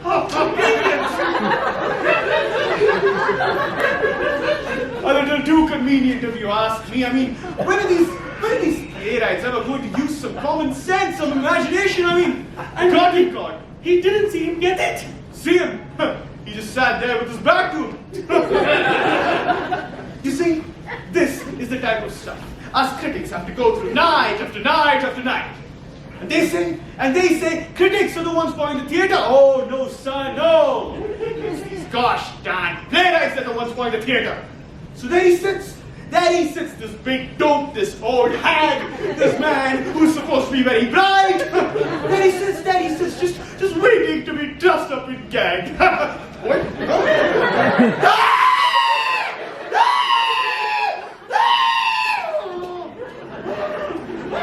You were right about that fella. He wasn't very bright.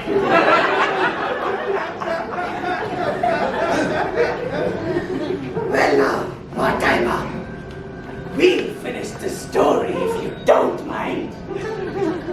Mortimer, have been gone for 20 years, but never once in all that time, my dear brother, were you out of my mind.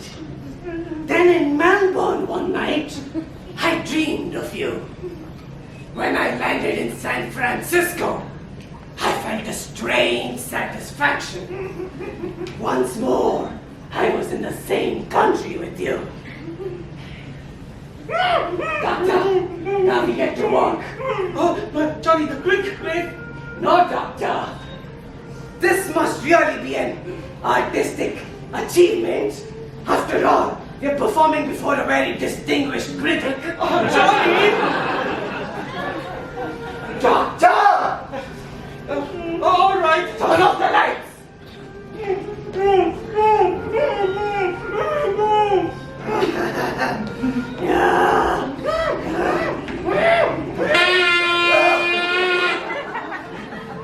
Damn that idiot! He goes next! No, Johnny, not Kelly. That's why I stopped. He goes next! He doesn't go at all. No, now we've got to work quick! Yeah, the quick way, hey. Yes, doctor! The quick way! Hey, that's it. The colonel's got to quit blowing that horn. It's all right, officer! We are taking the bugle away from him. Good night! That's going to be hell to pay in the morning. We promised the neighbors that he wouldn't do that anymore. We are going to talk to him, officer. Good night! That won't do any good. I'll talk to him. Why is it so dark in here? A grown man staying with his bugle. Mr. Mortimer Brewster! Hey! You stood me up at Kelly's. I waited for you at that hour, and what happened to him? He was telling us about the play he saw tonight. That's what happened to the fella in the play. Really? Did that happen in the play that you saw tonight? He practically stole that from my second act. Why in my second act? You know what? You know, Mr. Brewster, I tell you from the beginning. Okay. So, scene opens up on stage. Oh! No, Mr. Brewster, I'll tell you the plot first. Okay. The scene opens up on stage. My mother is performing. When suddenly, she goes into labor. There's no time for her to go to the hospital. The doctor is calling, and I am born in a dressing room. Then the doctor delivers me and gives me to my father. And my father, he presents me to the whole world. It's mine!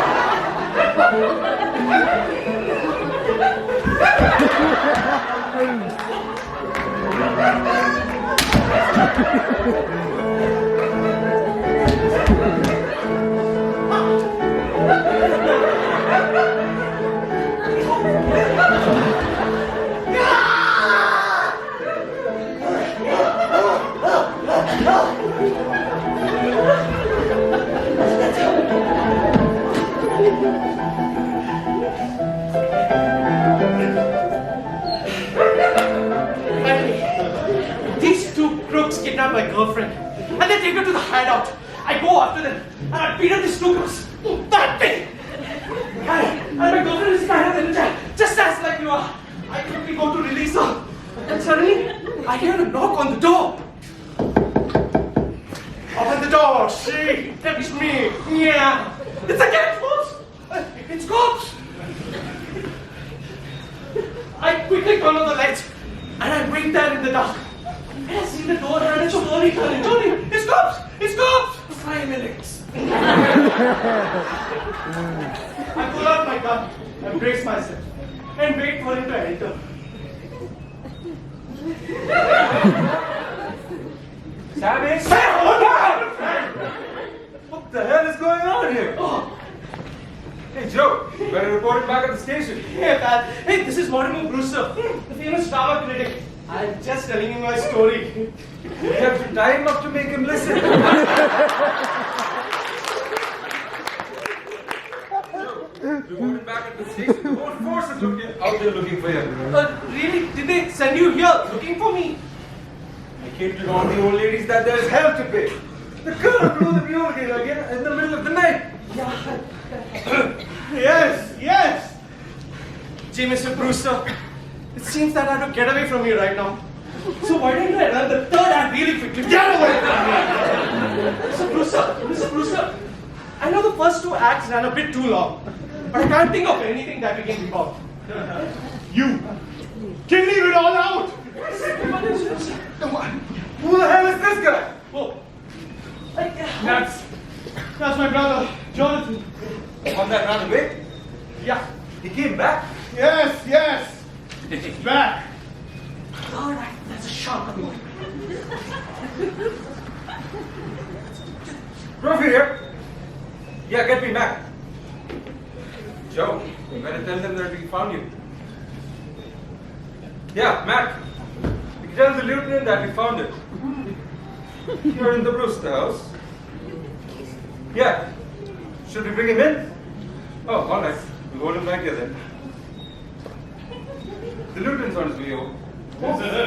So I've been turned in there. All right, you've got me. And I suppose you and that stupid brother of mine will split the reward. Reward? What?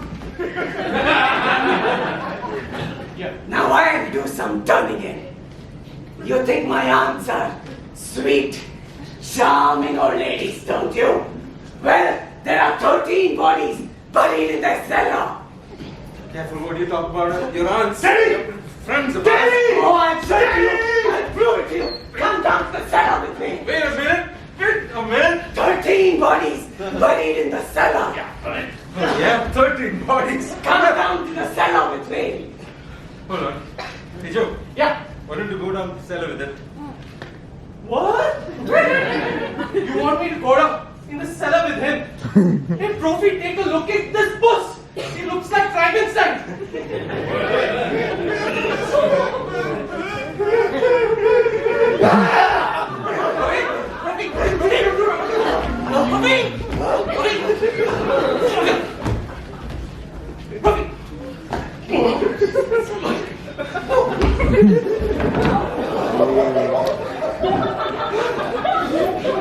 I got you. Well, what do you know about that? That's what's in my life. Did you hear someone knocking? Yeah. Come in. Come in, please. What the hell are you men doing here? I told you I was going to handle this. And so we were about to... What happened? Did he put up a fight?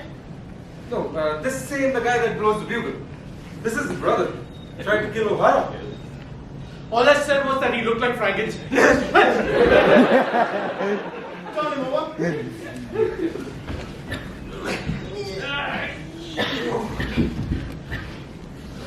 We kind of think he's wanted somewhere.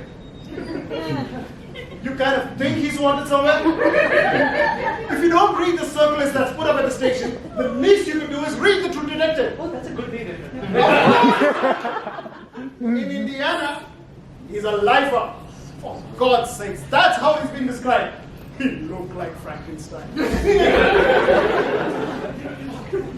Was there a reward mentioned? Yeah, and I'm claiming it. He was trying to convince us there were 13 bodies buried down in the cellar. Can you imagine? 13 bodies in the cellar? Yeah. And that didn't tip you off? He came out of a nut house? No wonder he talked crazy the whole night. Ah, Shakespeare. What have you been doing here all night? And you didn't bother to tell me about it? Sir, I was writing a play with Mortimer Brewster. Oh, you'll have all the time to write that play. Really? You're suspended! Sir? Now get back and report it! Oh, excuse me, sir. Can I come over and use the station typewriter sometime? No! Get out of here! Yes, sir. Rofi, Yes. take this guy somewhere and Sir. bring him to. Sir, Find out what you can about his accomplice. of course. And the guy who helped him escape, he's wanted too. No wonder Brooklyn's in the shape it's in. With police force full of flatheads like you, falling for that kind of a story? 13 bodies in the cellar. But there are 13 bodies in the cellar. What are you? On President Roosevelt. What the hell is happening here? This is the the guy that blows the bugle. Good morning, Colonel. Arnold, you're blowing your last bugle. Dear me. Another yellow fever victims? All the bodies in the cellar are yellow fever victims. Colonel, look, this is These are the commitment papers signed by Dr. Gilchrist, family physician, and this is Teddy's signature right here, and I'll be signing here as next to kid. Where's he going? Abigail. I don't care where he goes, as long as he goes. Ah, he's going, all right, he's going. But I just want to let you know that everything that's happened in this house, Teddy's responsible for. Now, about those 13 bodies in the cellar. Yeah, 13 bodies in the cellar. It ain't enough that he's blowing the bugle and disturbing the peace in the middle of the night and the neighbors are all afraid of him. But can you imagine what would happen if that cockeyed story of the 13 bodies in the cellar would get around? Now he's starting a yellow fever scare.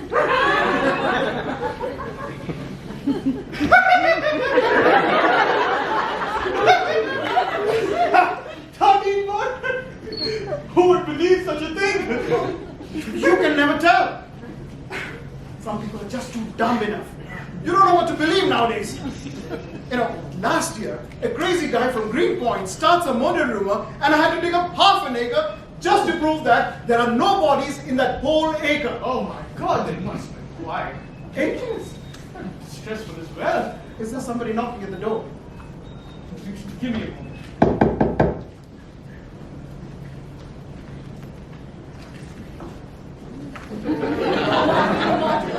Hello, darling. This is Mr. Witherspoon. He's here to see Teddy. Oh, I see. Mr. Well, Witherspoon. Superintendent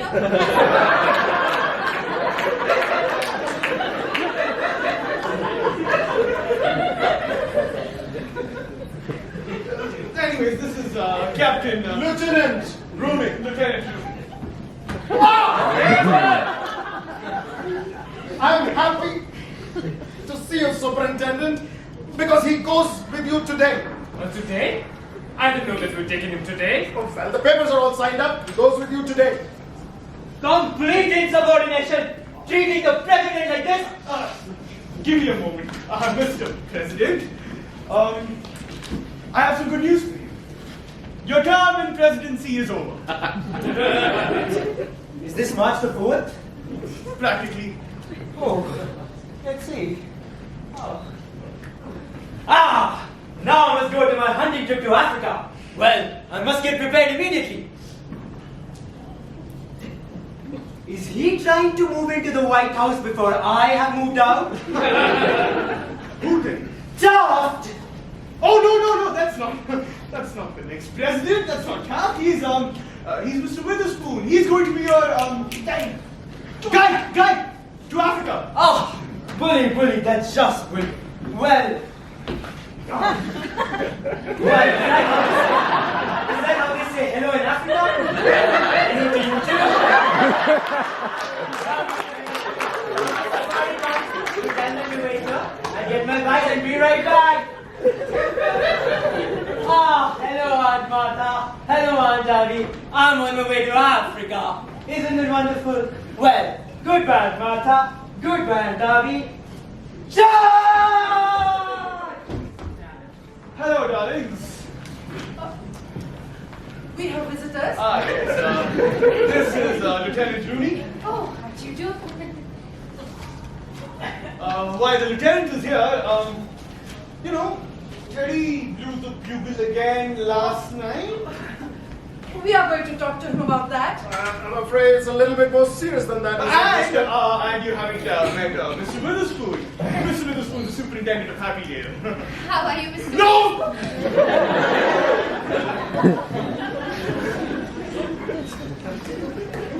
You have come to meet Teddy? He's come to take Teddy. My dear aunties, the police plan to take Teddy to Happydale today. Oh, no. Yes. Not while we are alive. I'm afraid, Miss Brewster, it needs to be done. The papers are all signed up and he goes with the superintendent today. We won't permit it. We promise to take the bugle away from him. We won't be separated from Teddy. I'm afraid, ladies, but the law's the law. He's committed himself and he's going. Well, if he goes, then we are going to. Yes. You will have to take us with him. Well, why not?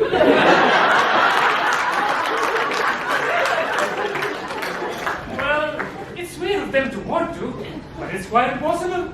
You see, we can't take such sane people at Happy Day. Mr. Dismood, if you let us live with Teddy, we promise to put Happy Day in our will for a generous amount. Well, the Lord knows that could probably use the money. Now. Let's be sensible about all of this. For instance, here I am wasting my morning when I have serious work to do. You know, there are still murders to be solved in Brooklyn. Ah, yes. Go! Ali, India ain't only his bugle blowing and the neighbors are afraid of him. Things could just get a little bit more serious. Sooner or later, we could put to the trouble of digging up your cellar. Our cellar? Believe it or not, your nephew's been telling everyone around that there are 13 bodies buried in your cellar. But there are 30 bodies.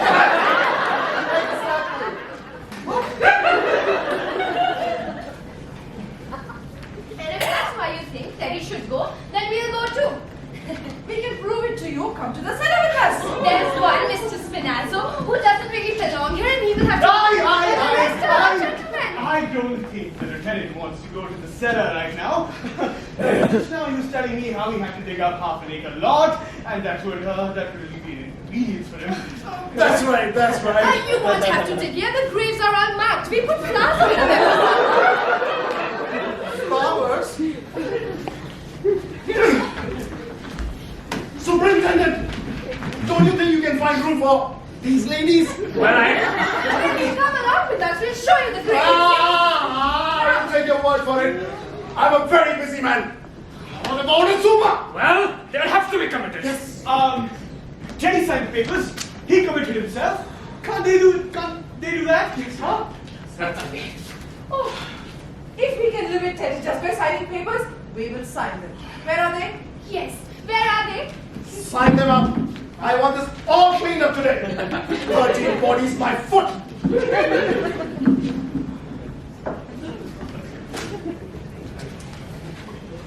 Sign right here. Oh, and you here, Aunt Abby. Yes. I'm really looking forward to going. The neighborhood has changed so much. Abby, think. A front lawn again. Oh, I think we might be overlooking something. What? Well, we're going to need the signature of a doctor.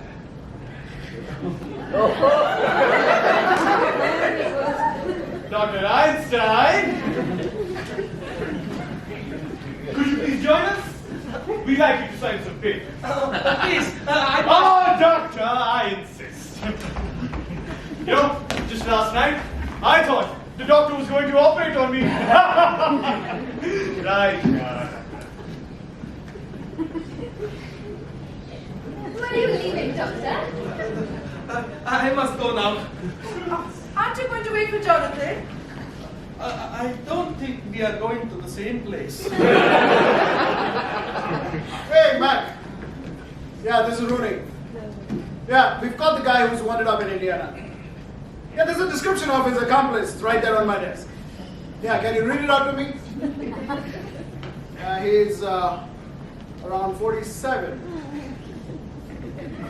5'7". Weighs 85 kilos. Has silver hair. Wears a cap. Speaks with an accent.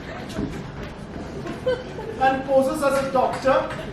And wears glasses. Thanks, Mac. Well, it's all right, Lieutenant. The doctor has just completed his signatures.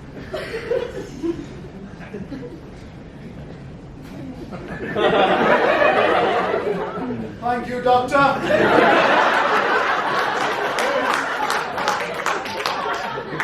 Brooklyn owes you for your service.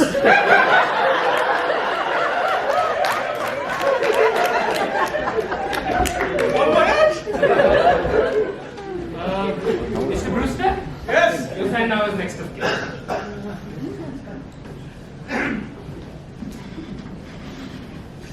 Right, yep. Yes.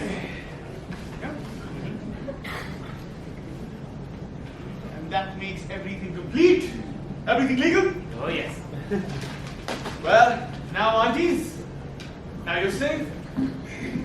Well, Mr. Witherspoon, why don't you go upstairs and tell Teddy just what he can take along? Mortimer. Mortimer, we are really very worried about something. Are they going to investigate those signatures?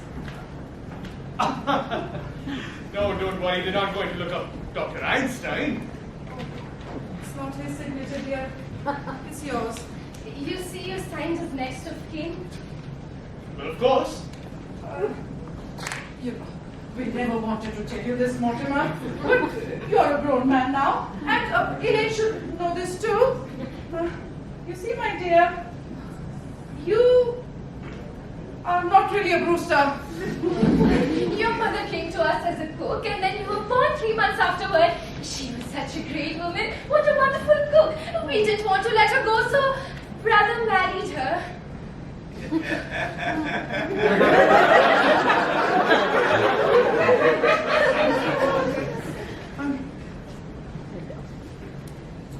I'm not really a Brewster. Oh, don't take that badly, dear.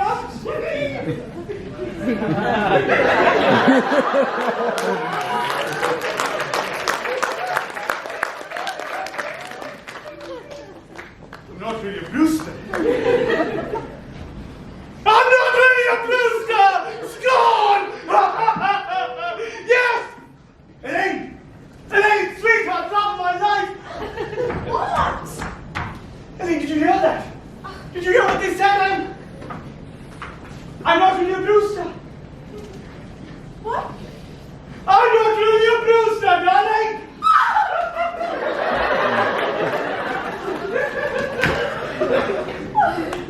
I really should see about breakfast now. Oh, Mortimer's coming over to my place for breakfast. Father's gone over to Philadelphia for some work, so he can come over to my place. Oh, yes. I really need some coffee. It's been quite the night. In that case, would you want to go to bed? I do.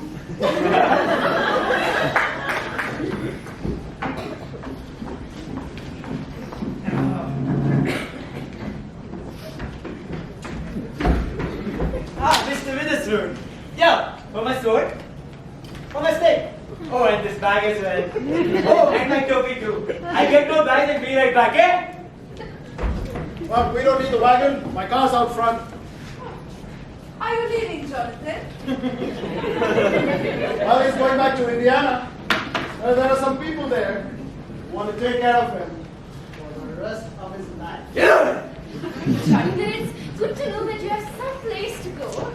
We are leaving too. Yes, we are going to Happydale. Then this house is seeing the last of the Brewsters. Unless Mortimer wants to live here. Can I make a suggestion? Why don't you turn this property over to the church? Well, we never thought of that. After all, it should be part of the cemetery.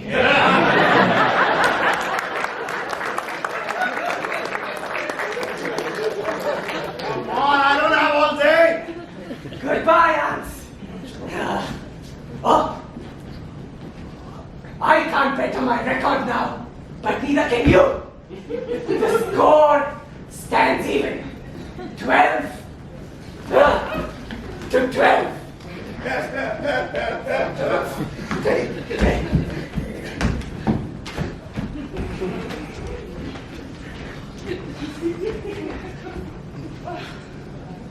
Jonathan was always a mean boy. He could never stand anybody gets ahead of him. I wish we could show him he isn't so smart. Do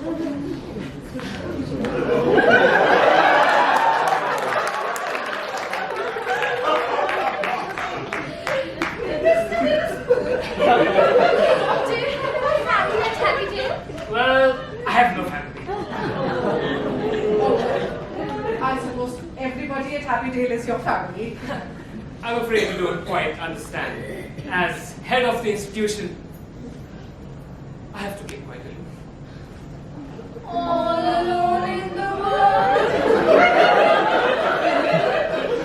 Well, I guess. Well, Martha. Well, if you can't join us for breakfast, the least we can do for you is offer you some of our elderberry wine. Elderberry wine. Yes, we make it ourselves. Why, yes. You don't see much of elderberry wine these days. I thought I'd had my last glass of it. No. Here it is.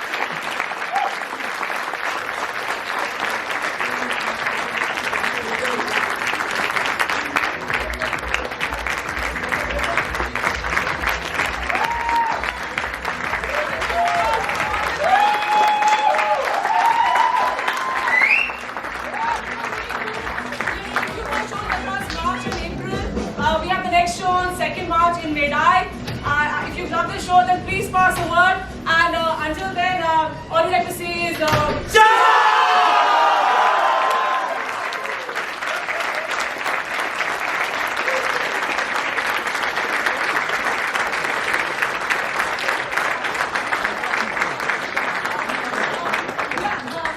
we're going to clear the stage for the next show. So you guys can meet the actors outside. We'll just move the party there.